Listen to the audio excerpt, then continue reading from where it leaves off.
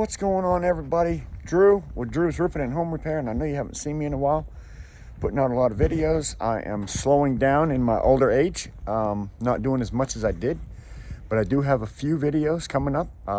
What I decided that I will probably do is some of the things that people ask me the most is how to install a pipe boot. So if you have a pipe that comes out of your bathroom or your kitchen or wherever it comes out of your roof area, I'm going to be able to show you how to install, remove, and install a new pipe boot.